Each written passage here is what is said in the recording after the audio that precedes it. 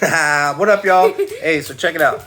I was just getting ready to prep some food, but Pipes, little lady on the go here, she has some different ideas, and then this one came over and started wanting to video bomb, so I said, screw it.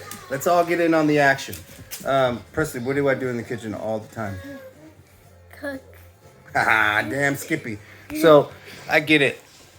If it's been a while since you've food prepped, or if you don't have the best relationship with food, maybe you don't understand the differences between the different nutrients, maybe you don't have an understanding of how they impact your specific body and body type, maybe your training's not the best, maybe you don't understand the different training modalities that are best for you and your plan.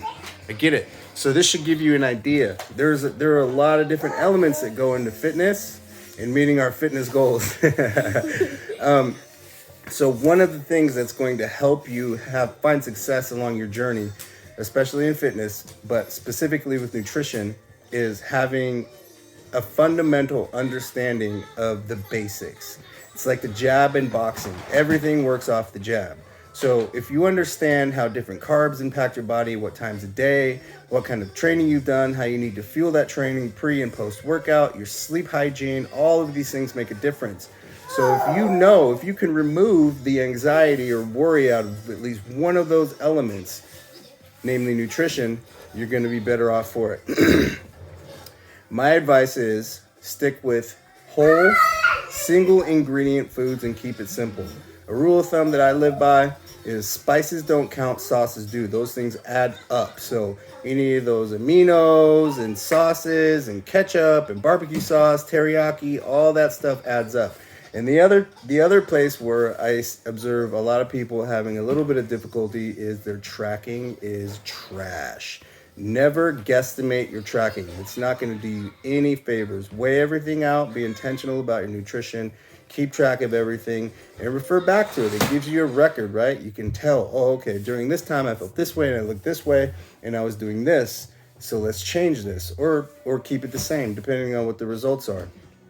But I want to tell you, Presley thinks that she's got the secret to nutrition. What is the secret to nutrition?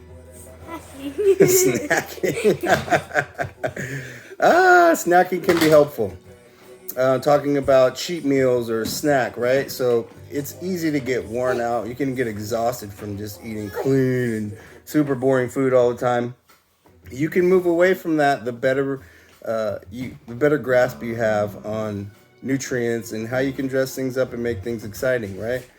It's also important to let loose and have a little bit of fun. So what I like to do is on Friday or Saturday, depending on how my week is gone, I'll pick one of those days and I'll have a cheat meal. Now, this should not just be like a free-for-all where you start in the morning and you continue throughout the whole day.